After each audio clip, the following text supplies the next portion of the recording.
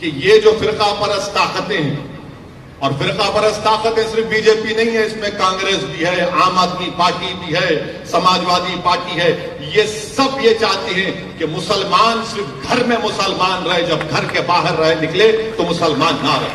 میں تھالی مارنے کے لیے نہیں کہہ رہا ہوں، ان کا مقصد ایک ہی ہے کہ آپ مسلمان رہیں تو صرف گھر میں رہیں۔ کہ کربلا کا میدان ہے، یزید ہے، اور اللہ نے نواز رسول امام حسین کو کامیاب کیا۔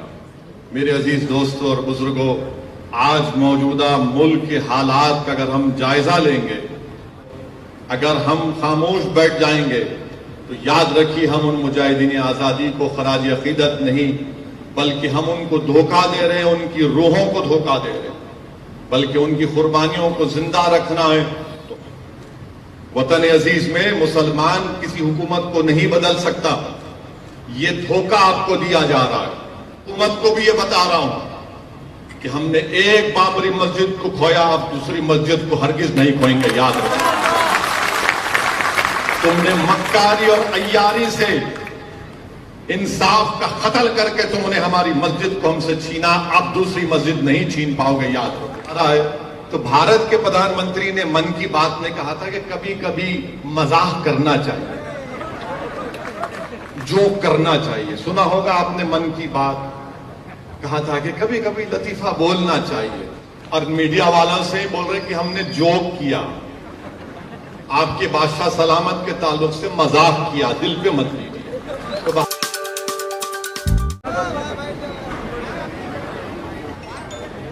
اعوذ باللہ من الشیطان الرجیم، بسم اللہ الرحمن الرحیم، السلام علیکم ورحمۃ اللہ وبرکاتہ۔ مدرسے فیض القرآن و فیضان انگلش میڈیم اسکول کے بانی وہ آج کے اس اجلاس کے صدر محترم مولانا حبیب صاحب، معزز علماء کرام، شہ نشین و تشریف فرما معزز علماء کرام، اور مجلس اتحاد المسلمین کے مالیگاؤں کے رکن اسمبلی، وہ مہاراشٹرا ودھان سبھا کے قائد مقننہ محترم جناب حضرت مفتی اسماعیل صاحب، جناب صابر بھائی صاحب، صدر مجلس اتحاد المسلمین گجرات، حیدرآباد کے رکن اسمبلی مولانا جناب جعفر حسین معراج صاحب، سابقہ رکن اسمبلی جناب محترم وارث پٹھان صاحب، اور تمام میرے مجلس کے رفقا، معزز حاضرین اکرام، آپ تمام کا بہت شکریہ کہ آپ نے اپنا قیمتی وقت نکال کر آج کے اس عید ملن کی تقریب میں آپ نے شرکت کی۔ میں مولانا حبیب صاحب کا بھی شکریہ ادا کرتا ہوں کہ انہوں نے ہم کو یہاں پر آنے کی دعوت دی۔ میرے عزیز دوستوں اور بزرگوں، میں میڈیا کا بھی شکریہ ادا کرتا ہوں کہ وہ آج کی اس عید ملن کی تقریب میں آئے، اور انہوں نے مجھے وہاں سے یہاں پر لا کر کھڑا کر دیا تاکہ میں جو بولوں وہ آواز صحیح طریقے سے پہنچا سکے، کیونکہ وہ ان کو لگتا ہے کہ ایئر کولر کے درمیان میں ہماری آواز صحیح طریقے سے ان کے ٹی وی کے کیمرے پر نہیں سنائی دے گی۔ تو مجھے کوئی اعتراض نہیں ہے، آپ کہیں پر کھڑا کریے، میں بولنے تیار ہوں، اور میں بدنام بھی اسی لیے بھی ہوں کہ میں زیادہ بولتا ہوں۔ میرے عزیز دوستوں اور بزرگوں، عید ملن کی تقریب ہے۔ میں اللہ سبحانہ و تعالیٰ سے دعا کرتا ہوں کہ اللہ سبحانہ و تعالیٰ ہم تمام کو جو اللہ نے توفیق دی اور اللہ کے فضل سے ہم تمام نے ماہ رمضان مبارک میں پورے روزے رکھے، نمازیں پڑھی، تراویح کی نماز پڑھی، شب بیداری کی، زکوٰۃ نکالی۔ اللہ سے دعا ہے کہ اللہ سبحانہ و تعالیٰ ہماری ان تمام عبادات کو اللہ قبول فرمائے، اور جو ہمارے ذہن، سوچ اور فکر اور قلب میں ایک تبدیلی پیدا ہوئی ماہ رمضان مبارک کی وجہ سے، اللہ سبحانہ و تعالیٰ اس تبدیلی کو جاری اور ساری رکھے آنے والے 11 مہینے میں۔ مجھے یہاں پر ایک عالم دین کے اس الفاظ یاد آ رہے ہیں کہ انہوں نے امام غزالی رحمۃ اللہ علیہ کو کوٹ کرتے ہوئے کہا کہ رمضان کے بعد امام غزالی نے لکھا کہ صحابہ اکرام دعا کرتے تھے کہ اللہ آئندہ رمضان ہم کو ملے۔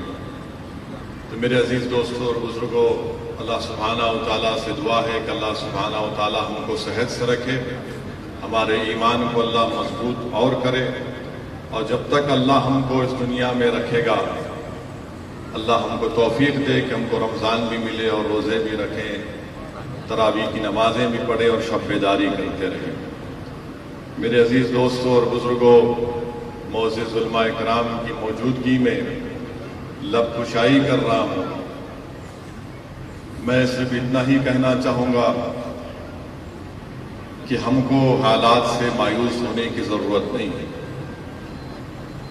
ہم کو حالات سے مایوس ہرگز ہونے کی ضرورت نہیں ہے، بلکہ ہم کو اپنے حوصلے کو بلند رکھنا ہے اور اللہ کی ذات پر مکمل توکل کر کے ہم کو اللہ کی راہ میں جد و جہد کرنا ہے، صبر کرنا ہے، اور ہم کو ہمت سے اپنے حوصلوں کو بلند رکھنا ہے، کمر بستہ ہونا ہے اور صرف اللہ سے ڈرتے رہنا ہے۔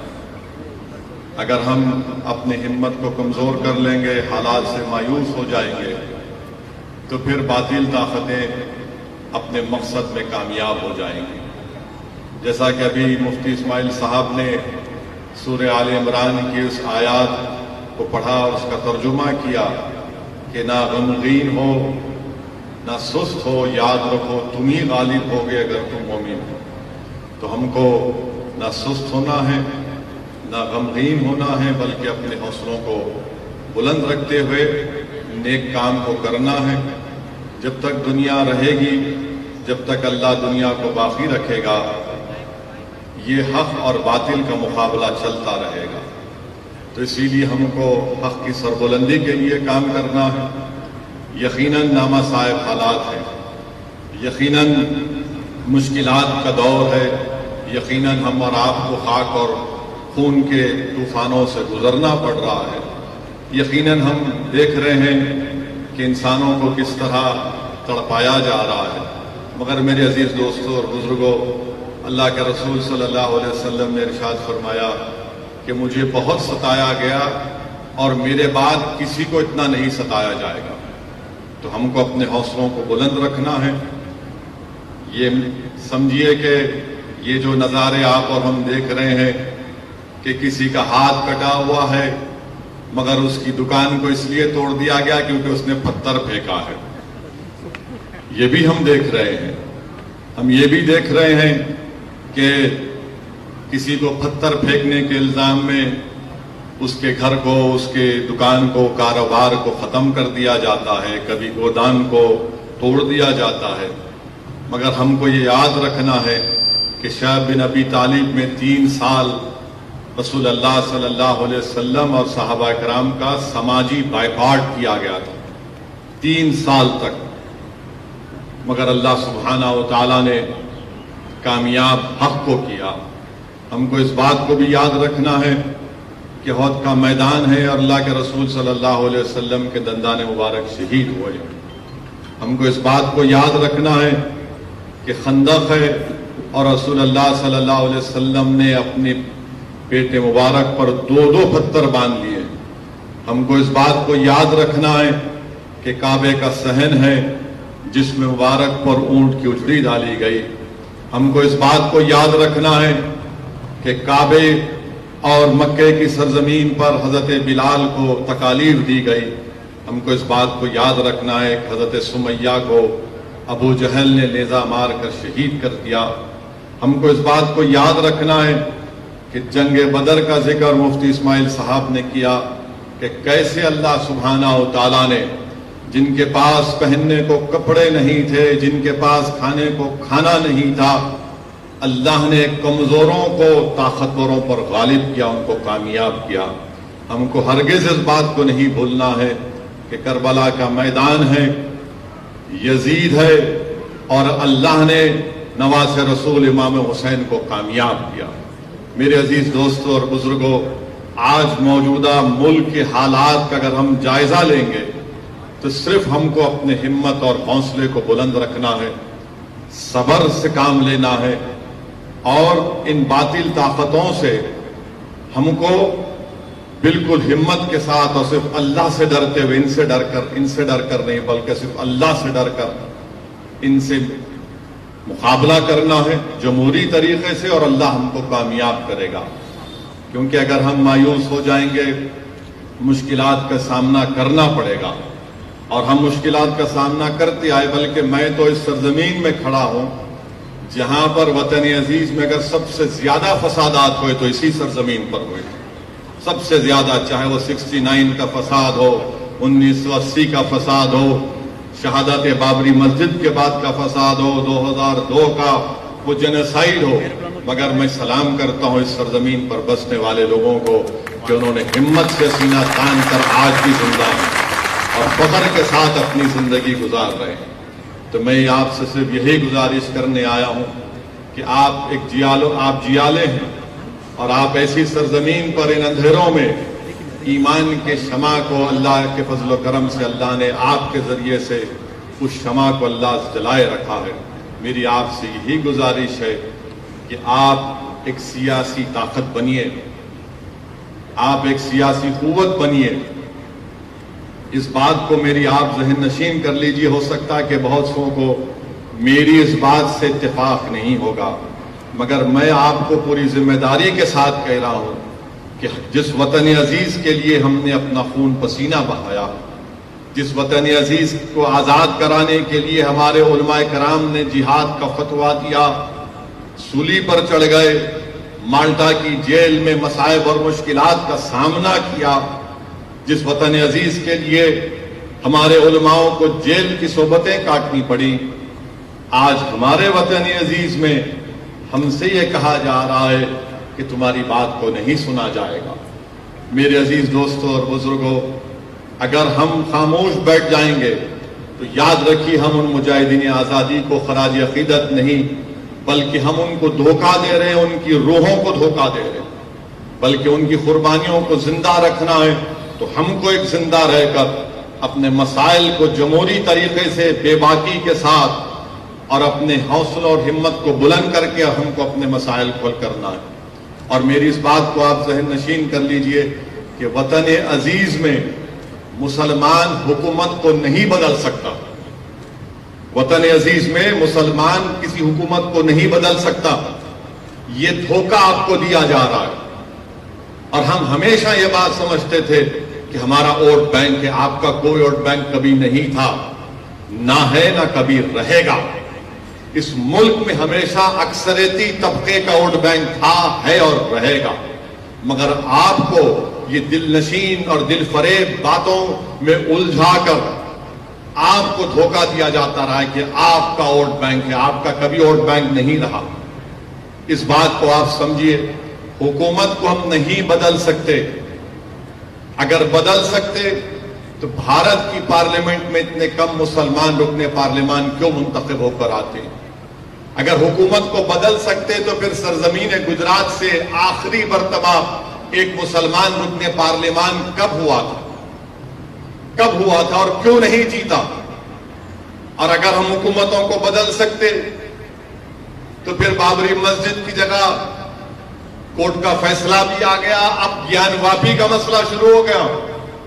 تو یاد رکھیے میری اس بات کو، آپ کو اجازت ہے کہ آپ میری بات سے متفق نہ ہو، مگر میں بحیثیت ایک سیاست کے طالب علم کے، میں علماؤں کی موجودگی میں کہہ رہا ہوں جن کے سینے میں اللہ اس کے رسول کا کلام محفوظ ہے، میں سیاست کا طالب علم ہوں، جو میں نے سیکھا اور سیکھ رہا ہوں وہ مجھے کہہ رہا ہے کہ ہم حکومت کبھی نہیں بدل سکتے، ہو سکتا ہے کہ اس کے بعد لوگ کہیں گے کہ یہ اس نے ایک نئی بات کر دی.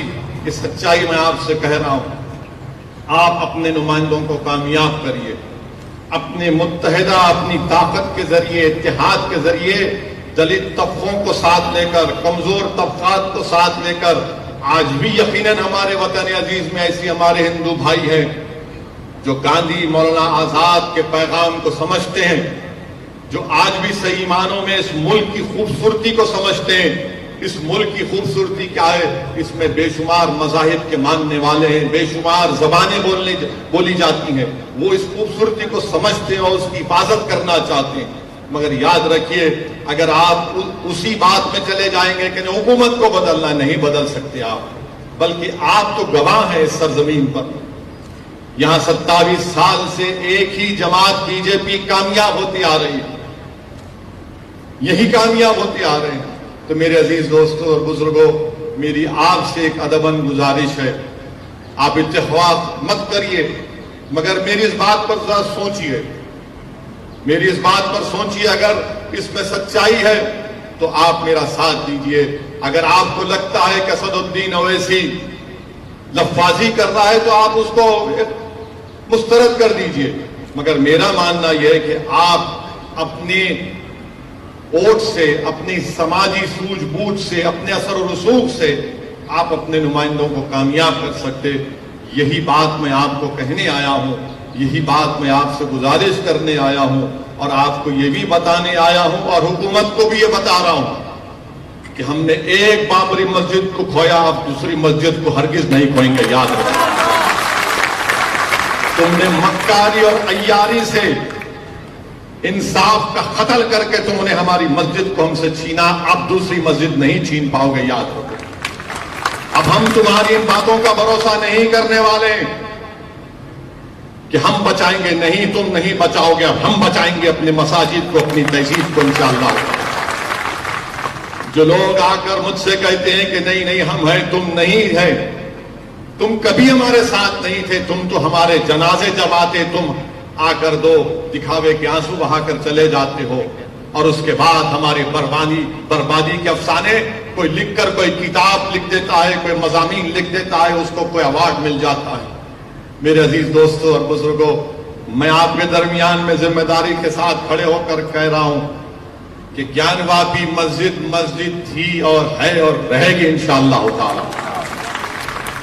1991 کا قانون یہ کہتا ہے کہ 15 اگست 1947 کو جو مسجد مندر تھی وہ برقرار رہے گی, اور اگر کوئی اس کے نیچر اور کیریکٹر میں تبدیلی پیدا کرنا چاہے گا تو 91 کا پارلیمنٹ کا قانون کہتا ہے کہ ان پر کیس بک کرو, جیل بھیجاؤ, اور اگر کورٹ نے فیصلہ دیا تو 3 سال کی سزا.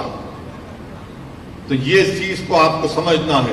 چوتھی چیز میں آپ کو بتانا چاہ رہا ہوں کہ یہ جو فرقہ پرست طاقتیں ہیں, اور فرقہ پرست طاقتیں صرف بی جے پی نہیں ہے, اس میں کانگریس بھی ہے, عام آدمی پارٹی بھی ہے, سماجوادی پارٹی ہے, یہ سب یہ چاہتے ہیں کہ مسلمان صرف گھر میں مسلمان رہے, جب گھر کے باہر رہے نکلے تو مسلمان نہ رہے. میں تھالی مارنے کے لیے نہیں کہہ رہا ہوں, ان کا مقصد ایک ہی ہے کہ آپ مسلمان رہیں تو صرف گھر میں رہیں, گھر کے باہر جب نکلو گے تو ہماری تہذیب کو تم کو احترام کرنا پڑے گا. اس ملک میں میری اور تمہاری تہذیب نہیں ہے, اس ملک کی خوبصورتی ہے کہ اس کا کوئی مذہب نہیں ہے, اس ملک کی طاقت یہ ہے کہ اس کی کوئی تہذیب نہیں ہے. مگر یہ طاقت یہ چاہتی ہیں کہ جب آپ گھر سے نکلیں تو اپنی تہذیب کو, اپنی پہچان کو, اپنی شناخت کو چھوڑ کر نکلیں.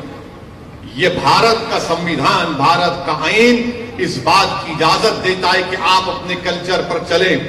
اگر کوئی پوچھے گا کون سی آرٹیکل ہے سمویدھان کی, تو بھارت کا سمویدھان جس کو امبیڈکر نے بنایا وہ آرٹیکل 29 ہے. تو ہم اپنی تہذیب کو, اپنی شناخت کو برقرار رکھیں گے, گھر میں بھی رکھیں گے, گھر کے باہر بھی رکھیں گے. اور جو میں بات آپ سے کہہ رہا تھا کہ حکومت نہیں بدل سکتے, کوئی پوچھے گا کہ بتاؤ ویسی اس کی مثال دو, ثبوت دو, پروف دو.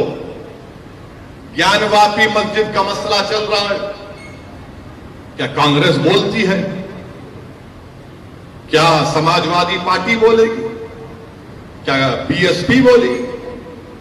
کوئی نہیں, سب خاموش بیٹھے ہیں. یہ اس لیے خاموش بیٹھے ہیں کہ آپ کا ووٹ بینک نہیں ہے, آپ کا ووٹ بینک نہیں ہے, نہ آپ کا ووٹ بینک تھا کبھی. یقیناً مجھے اندازہ ہے کہ میرے آج کی اس تقریر کے بعد شام میں 6 بجے سے ہمارا نکاح شروع ہو جائے گا. تو روز کی عادت ہے, بغیر ہمارے نکاح ان کا ٹی وی بکتا نہیں ہے. مگر سچائی یہی ہے. کیوں نہیں بولتے بھائی آپ؟ اگر آپ بی جے پی سے علیحدہ ہیں, مختلف ہیں, تو بولو نا, بولیے. نہیں بولیں گے, اس لیے نہیں بولیں گے کہ ان کو معلوم کہ مسلمان ان کو ہم نے مسلمانوں کے ذہنوں کو خرید کیا سمجھتے. ان کو صرف ڈراؤ اور ان سے صرف کہو کہ حکومت بدلنا ہے. حکومت بدلنا, کہ اگر چیف منسٹر کسی کو بننا ہے, کسی کو پردھان منتری بننا ہے, تو اس کو بھارت کو بچانا ہے. اگر وہ اپنی پارٹی کو بچائے گا تو بھارت کمزور ہو جائے گا, یاد رکھو. اگر بھارت کو مضبوط رکھنا ہے تو یہاں پر بسنے والے ہر شخص کو عزت کی زندگی کے ساتھ جینے کا موقع ملنا چاہیے. یہ کیسے ہو سکتا ہے کہ جس کا ہاتھ کٹا ہوا ہے اس کے آپ دکان کو توڑتے ہیں؟ جو 75 سال کا بوڑھا ہے اس کو مار مار کر کہتے ہیں کہ تم نے پتھر پھینکا. یہ کون سی عزت ہم کو دی جا رہی ہے کہ بغیر کوئی قانونی کارروائی کے ہمارے گھروں کو توڑ دیا جاتا ہے, مسجد کے سامنے کی گیٹ کو توڑ دیا جاتا ہے, بازو دوسری عبادت گاہ ہاتھ نہیں لگایا جاتا, خبر کو مسمار کر دیا جاتا, سامنے کسی اور کی عبادت گاہ ہے, بھارت کی دارالحکومت دلی میں کچھ نہیں کیا جاتا اور کوئی نہیں بولتا, کوئی نہیں بولتا. ہم جب دلی میں تھے, میں گیا تو رات میں کسی نے مجھ سے کہا کہ کیا اویسی تم بھی نہیں آؤ گے؟ میں نے کہا میں آیا اسی لیے ہوں.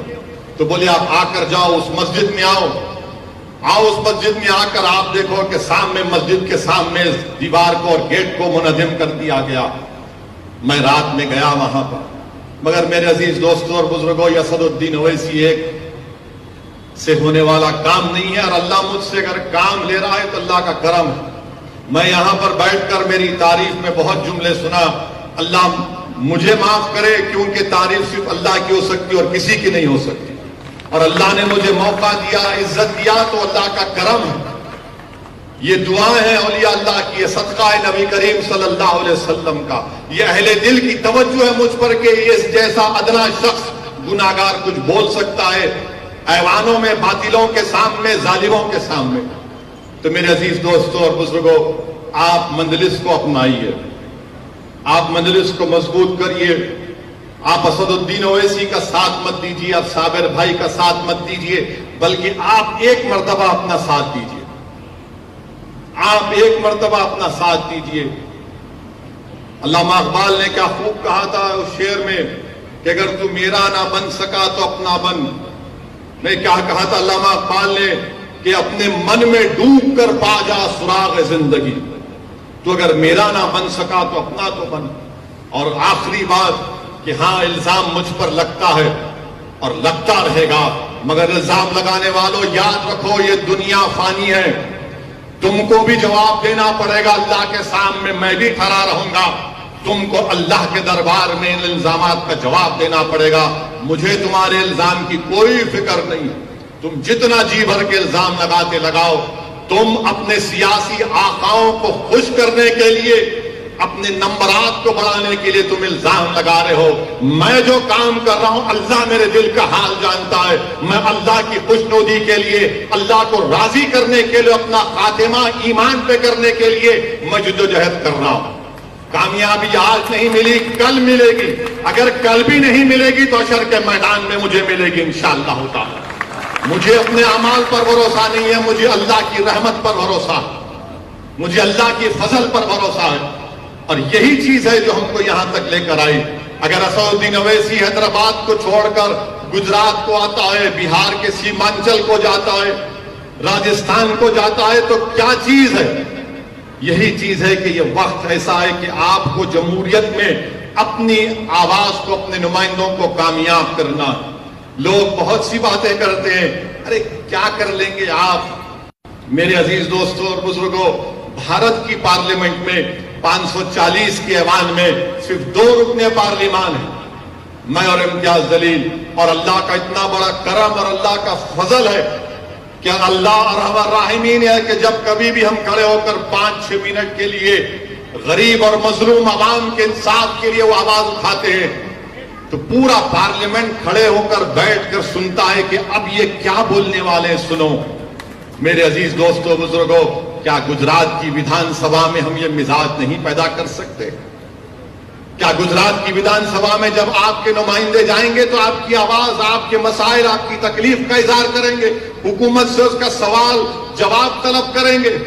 مگر صرف ووٹ ڈالنے سے کچھ نہیں ہوتا، جیتنا اصل مقصد ہے۔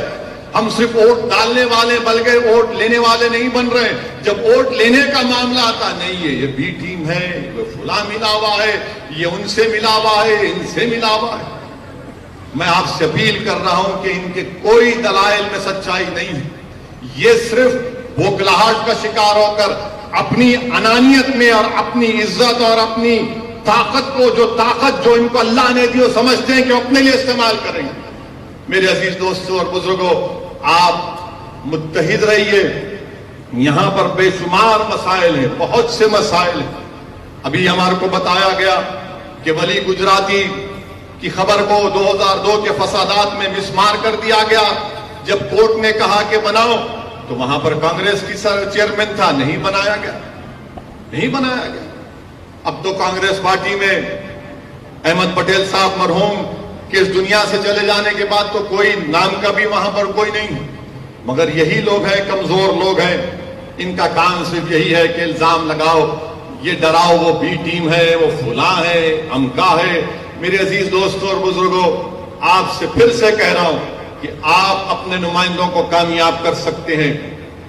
آپ متحد ہو جائیے، اپنے نمائندوں کو کامیاب کریے اور اللہ سبحانہ و تعالیٰ سے پوری امید رکھیے۔ ہم کو نا امید ہونے کی ضرورت نہیں ہے۔ اللہ قرآن میں فرماتا لا تقنطوا من رحمت اللہ، کہ میری رحمت سے مایوس مت ہو۔ یہ حالات ہیں، بدلیں گے حالات، یاد رکھیے آپ، جو دنیا میں آیا وہ جائے گا، وہ دنیا میں آیا وہ جائے گا ایک دن، اور ہم کو اللہ سے پوری امید رکھنی ہے۔ مجھے یہاں پر جب میں بیٹھا تھا تو مجھے بانی دیوبند کا ایک شعر یاد آیا۔ علماء اکرام مجھے معاف کریں کہ بانی دیوبند نے کہا تھا، فرمایا تھا کہ مدد کر اے کرم احمدی، کہ تیرے سوا قاسم بیکس کا کوئی نہیں ہے کارساز۔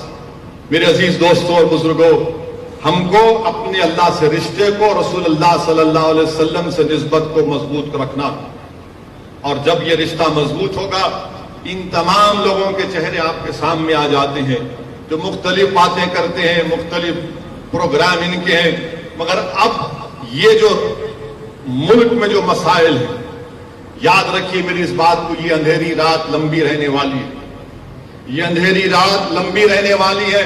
اگر اس اندھیری رات میں آپ کو چراغ جلانا ہے تو آپ ایک سیاسی نمائندوں کو کامیاب کریے جو آپ کی آواز بن کر جائیں گے، جو آپ کے مسائل کو اٹھائیں گے۔ اللہ ہی جانتا، غیب کا حال تو اللہ جانتا ہے، مگر جو ہم کو سمجھ میں آ رہا ہے، یہ حالات اور بڑھیں گے، یہ تمام چیزیں اور بڑھتی جائیں گی، مگر ہم کو ہمت کو بلند رکھنا ہے۔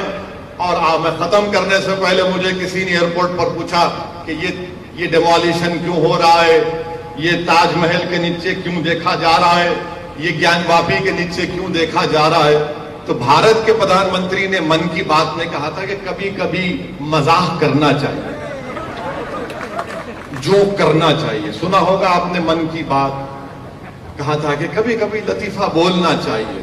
تو آخری بات کہہ کر ختم کرتا ہوں، مجھے لگتا ہے کہ یہ جو تاج محل کے نیچے جو کمروں کی بات ہو رہی ہے، گیان واپی کے نیچے کیا ہے دیکھنے کی بات ہو رہی ہے، وہ اصل میں یہ ہے کہ پردھان منتری کی ڈگری تلاش کر رہے ہیں، entire M A political science. Degree تو ملتی نہیں ہے، تو بولے نہیں تاج محل کے نیچے ہوگی۔ بھائی بھارت کا پردھان منتری تاج کے نیچے ہوگی، بھارت کا پردھان منتری گیان واپی کے نیچے ہوگی۔ پردھان منتری سیریس مت لیجئے، دل پہ مت لیجئے، ورنہ پھر کوئی انکاؤنٹر ہو جائے گا۔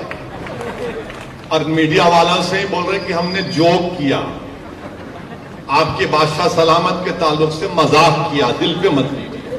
تو بہرحال میرے عزیز دوستوں اور بزرگوں، علماء کرام، آپ کا بہت شکریہ، اور میں حبیب صاحب کا بھی بہت شکریہ ادا کرتا ہوں، اور اللہ سے میں جب پچھلے رمضان میں آیا تھا، ہمیں اسی رمضان میں، تو مجھے صابر بھائی نے بتایا کہ مولانا حبیب صاحب کو اللہ نے موقع دیا کہ وہ رمضان میں غریب مستحق لوگوں کی بے انتہا مدد کرتے ہیں۔